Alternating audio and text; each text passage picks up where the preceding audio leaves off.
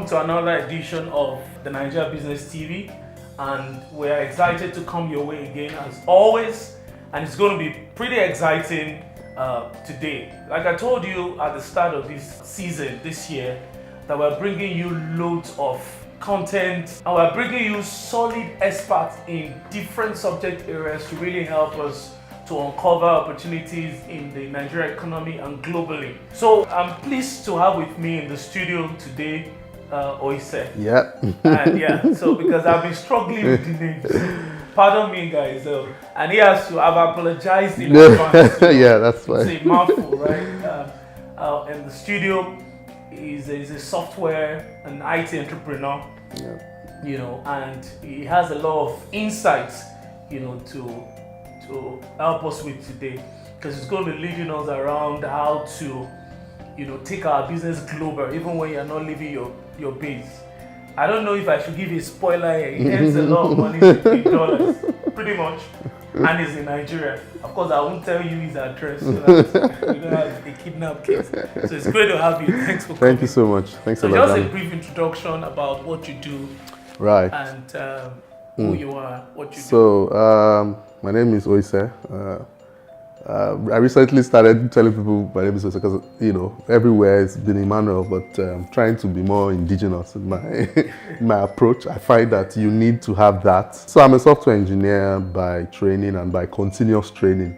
I don't know about making a lot of money. However, I have been able to make actual dollars, and it's not all these filling form online, doing some kind of funny things. Those ones you see on Twitter that say, or on Facebook that say, click on this link and you make, this person made $15,000 in 5. I mean, I think those things are ridiculous. Some of them are, just clickbait to get you to do some funny things. I guess we can just get into the thought process. For me, you have to have a skill to be useful online, to be useful globally. So the internet provides that connecting that connecting platform for everybody to play, on the same platform, on the same pedestal. And so if you have a skill that is required worldwide, then you're good to go. Then you are able to sell it, worldwide, and you don't have to move for a certain type of business or for a certain type of skill set. You do not have to move away from where you are before you can earn from other economies. And if you live in a low GDP economy and earn in a high GDP economy, the disparity alone, it makes a lot of sense because of course they have a standard that they pay everybody at, and they pay people, maybe and not as much as. They even think they are paying you less. Yes, usually they even pay less, but to you, it's expensive. UK, exactly, US. but over there you have to pay rent, over there, and pay an expensive amount for a flat in Silicon Valley. You may be paying close to $3,000 to $4,000 a month. So you have to earn at least above that to be able to just survive. Basic survival. Yeah. So you find that people have to kind of live an hour or so away from the core of the Bay Area. Now I want us to drill into some of the challenges you face as an entrepreneur, right? Particularly as an IT software entrepreneur. First, maybe you just do a load of what the current landscape is when it comes to IT in Nigeria, and the challenges as an entrepreneur. Yeah, I mean, I think it's easy to say I want to be an IT entrepreneur, and there are a lot of areas you can go into. You can go into project management, you can go into core software engineering, you can go into hardware, where you either sell, install, and repair. You can go into networking, you can go into security, and those are just kind of some broad areas where you can get into. In each of these areas, expertise is required at a level. For Nigeria, once you can do one or two things, you might be fine. But if you want to transcend this locality, you have to be at par or even much better than some of your counterparts in developed environment, because that's the only way you can convince anybody that you from Nigeria, they want to give you their money. And when I was consulting with a particular client outside the country, initially that was the challenge. They were like, well, you're from Nigeria. First of all, you have to deal with the barrier. And this is me talking about taking your business outside the country. First of all, you have to deal with the stigma of, first of all, being a Nigerian. You and I know that a lot of Nigerians have done something to someone, and we have that reputation. But we do have it, and that's what we have to talk about. We have that reputation, and we have to deal with that reputation. So the landscape is such that you can get into any of these spheres, but you have to have the quality knowledge base to impress or to at least convince them that you can get this thing done. Because you have to understand that India takes a lot of software businesses away from the US, for instance, and it's because they can do it. But some of us who are much deeper into the ecosystem understand that sometimes, and this is not me generalizing, but sometimes the software that comes from India is not usually the best. And in fact, people in Silicon Valley complain about it. You know, a couple of years, about 20 years ago up until now, a lot of jobs, a lot of software engineering jobs, and this is me drilling into software engineering now, went into India because it was cheaper, things were faster. However, because of that level of rush, people just want to make the money, and in India in some ways like Nigeria. Yeah, definitely. So I mean, because there's a lot of palpable poverty, I just want to make the money. And so you cut corners on the product, you cut corners, but get it done. To the untrained eye, they accept it until they find issues with it, and they start. So if you meet a typical savvy, maybe project engineer or architect in the US or in the UK, they'll tell you that some products, quote unquote, from India are not that fantastic anyway. So if you want to outsource, you probably look at somewhere in Europe. Or you should work with some people in some parts in Europe. They are pristine in terms of the kind of work they produce. I've worked with a Hungarian, and this guy is just too much. But people wouldn't know. They say, oh, you know, if you want to outsource, just outsource to India and things like that. So, I mean, I might be generalizing, right? However, it's important to realize that the skill will always open the doors. The skill will at least put you on the table with everybody else. And then you can show forth your best hand. And then, you know, once you can get one, your referrals then start from there. And even local businesses in Nigeria can ride on the fact that you've done. There's a multinational telecoms company that we have a retainer with at the moment. And one of the things that convinced them even more was the fact that, look, I've handled projects that are, you know, from companies that are Fortune 100, Fortune 500 type companies. So I've been around that area, that ecosystem. I've worked on projects that the budget was, say, $1 million, $2 million. So they know that, look, your $10,000 project or your 20 or 30 or whatever thousands of dollar projects is not going to be a problem. You know, you manage, multiple, you manage multiple 100,000 and above type projects. They can be rest assured that whatever it is that they want to work on, they can trust you with it. So I guess just the first one is fine, because around these quarters we do the psyche around these quarters is, oh, has he done something abroad before? So it helps you anyway that even if you are good enough, if you can get some project here and there done outside of this locality, it just differentiates you and, you know, makes you, you know, puts you aside from the entire populace. Now everybody wants to be a software engineer, don't get me wrong, because they've seen the money in it. Everybody wants to get into software engineering. Everybody wants to. It's a little bit rigorous to get to a level where you can compete. You can compete. Yeah, I mean, anybody can get the skill, but it takes a certain level of. We don't even have a choice as a country for us to be able to progress. We need that. Now, I want you to lead us through the tactical ways of getting into the global, having global clients, right? Like, you know, there's some platform. Then you were explaining something to me before the interview. That you should transcend that platform into. So just lead us. So I have a few. I can, you know, just tell you a few platforms out there where you can bring your skill to bear. For instance, ideally, if you're an engineer, software engineer, There are places like Upwork.com. There are places like Gigstar. Just Google those places, and you start from there. Entry is a bit rigorous because you have to do some tests. There was the one I worked that I've left, Gigstar. I had to take like 2 interviews to get into it. You know, they tested me. To get into the platform, because I would assume normally like for Elance and some other places. Yeah, so that's the challenge, right? So what they did was that, look, most of the people are saying, look, I don't want to outsource to the guy on the other side of the world. I don't know his competence. All right, great. They came into the middle and said, here's what we're going to do. We will pre-screen these guys for you.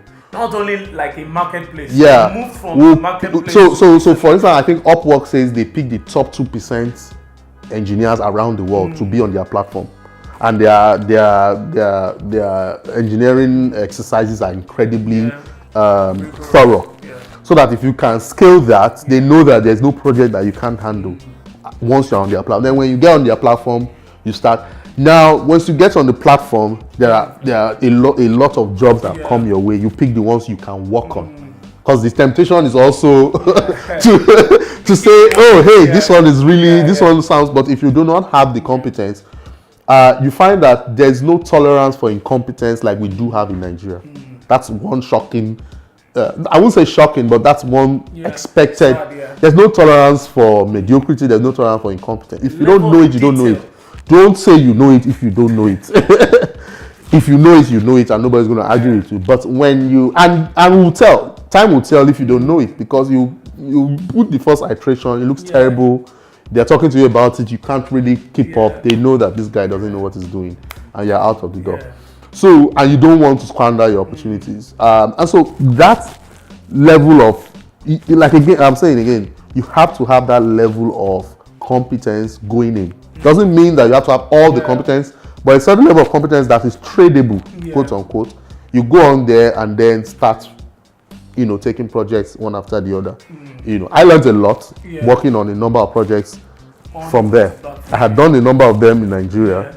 But I also learned so much more working on global type projects, working with global type people, what their expectations are, the way we were able to work remotely without being together, which is one thing I have been trying to let companies in Nigeria know that, look, you don't have to have all your people come in every day and sit down doing nothing. A lot of things can be remote, and you cut down costs and so on. That's a very important point. So basically, after that, one of the things you were talking about is the fact that you now need to build from that pool. Yes. So let that serve as the start of the funnel. Yeah.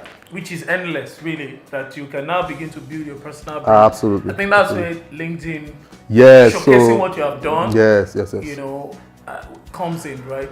And maybe your website. Yes, you have things that show what you do. So, for instance, I know a lot of engineers who contribute to open source, because open source is a thing in software engineering where somebody just takes a project and starts solving a problem, and a lot of people around the world join in, and it's free, right? Until at some point one top company wants to buy the entire project, or one top company hires the person out of that and pays them good money, and there are a number of examples out there. So one of the things I tell engineers, look, work on open source type.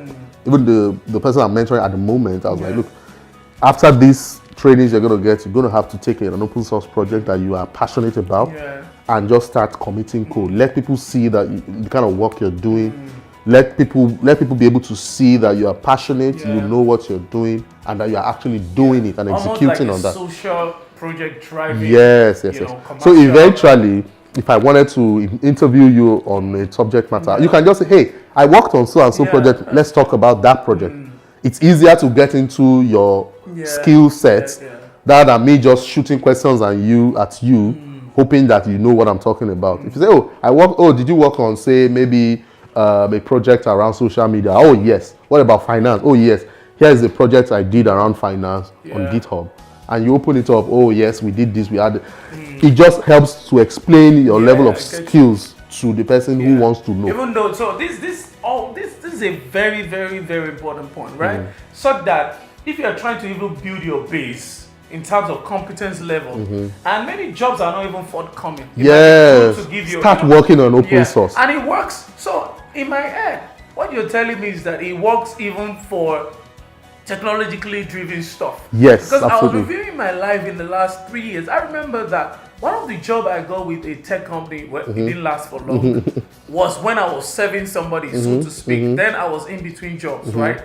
And I just volunteered. Yes. Now the bulk of what we do now with around the parent company of Nigeria Business TV, Emerald Media, is around content marketing. Yeah. Putting everything together, I just realized that That's the how- person was giving me idea. Free knowledge. It was through him that I got to know. I watched the first Gary Vee video. You know. I remember that it was through him that I had to go and really crush it. I was doing consulting then. I didn't really understand what he was saying. Yeah. Now 5 years, 6 years later, and I understood. Yes, and yes, I'm yes. getting something from it. Yeah. That means there's no knowledge, no input of love. No, that is absolutely lost. not. Absolutely And, not. and we need to get that as youth, as millennials in Nigeria. You need to devote yourself to social projects, some commercial projects that will not yield immediate results. Yeah, so I guess that's know, another thing we don't have around here. It's making sense. That delayed gratification where you know that I'm not good enough at this point. So yes, if money is not coming at the level I want it, I'm fine. But let me work on somebody else's project. Because the truth is, at some point, something will open up to you. Yeah. And you say, oh, hey, I mean, these are people who are already doing at a level. You go in there and you join them. You say, oh, let me just intern. Which is what I tell a few people. I say, look, go intern somewhere. Somebody wants to start a restaurant, go intern at a restaurant just to see the business. Yeah. Because you think you know until you are in the business, you see how they deal with vendors, you see how they deal with customers, you see how they stock up, inventory, things like that. But if you've not done it before, and you think, oh, don't worry, I'll get it on the fly, you're going to lose a lot of money, you're going to lose a lot of customers, businesses will die. That's one challenge we have in Nigeria, competence. You see people starting businesses, and they don't take anything to say, I want to start a business, but do you have the competence around driving that? Because the people who are doing it well enough have the competence, and they bring the competence across board. They know when something is going to go wrong. They can tell you that this vendor is going to mess us up. Change him immediately. That's it. There's no story around that. You have to have a level of experience to know those kind of things. So the level of competence you have, you should keep trying to push it ahead, build on top of it. And you can't do that yourself sometimes. Sometimes you need an environment to drive it in you. You know, so you join that restaurant now, and you join the kitchen and see what is happening, how they stock up things, and you don't know, but you are learning something. Your subconscious is getting that thing. It's sitting right there. You know, when you start yours, it just seems as though you've been doing this for years, and all you did was intern. They give you free knowledge just for you to be a part of what they are doing. And for good entrepreneurs too, they might say, you know what, can you join us? Which is one of the things younger people should be told, that look, just go and intern. You might find that these people will hire you eventually, because they know that, look, this guy that is just here, we're not even paying him, but he's so passionate. When we start paying him, what's going to happen? So I would do that. If I find a guy who says, look, I want to work with you, I want to see what you're doing, I want to get into this stuff, and I see that person is learning, at some point I say, look, first of all, I need to start sorting out your transportation and feeding, so that you're just not coming like that. Eventually, if you know this stuff, I'll start pushing some things your way, because I know that, look, if I start paying you, how much value am I not going to get? You know, so it's important that you delay gratification and intern in places. There's a project I worked on for some people. I wanted to learn a particular area of software engineering, and I wasn't good at it. So what I did was that I contacted someone who was working out of a particular Fortune 100 company who had a public project. And I said, oh, hey, this is the challenge. I was like, oh, yeah. They onboarded me and said, oh, this is the part I think you can work on for now. And then as time goes on, so all of a sudden, I'm now a part of a global team, right from wherever I am in Nigeria here. I won't get that kind of opportunity in other places. If I wanted to, I may not get that opportunity. But now I'm seeing the discussions going on. I'm seeing their thought process around that around that solution. I'm seeing, experienced people say, oh, this is what's going to happen if this happens. And if we add this and remove that, this is what is going to happen. I can't get that on my own, or even in books or online. You get that on proper projects that you're working on.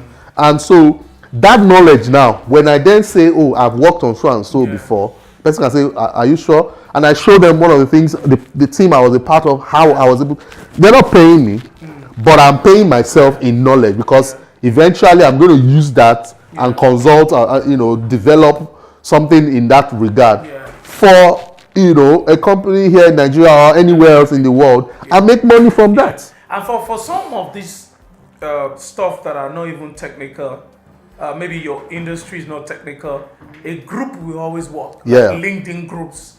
Join those groups. Yeah, forum. It used to be forum in the past. Yes, there are still some pockets of forums here and there. LinkedIn does it. Even on Instagram, you'll be shocked that there are learning groups on Instagram. There are people on Instagram that do live feed and teach them what they. So cameras, lighting, how to do all these things. Some people are experts in it. So what they do, they have like a YouTube channel or some Instagram channel and say, we are going to be live by 2 o'clock. And you join that. What that means is that from anywhere that person is, you are in the same class with everybody in the world. You are at par with everybody in the world. You are learning what international standard dictates, as opposed to your Nigerian local, And the guy is doing it for free because that's his passion. And he's talking about products, how that he used it on one project and this was the problem with it, so don't use it. That knowledge, you're not going to get it unless you go and make that same mistake by yourself, which could be costly and cost you a customer, cost you a client, cost you the clients that will come from that client. And credibility as an expert or a So professional. so there's all the social media channels. There are people you should even follow to start with.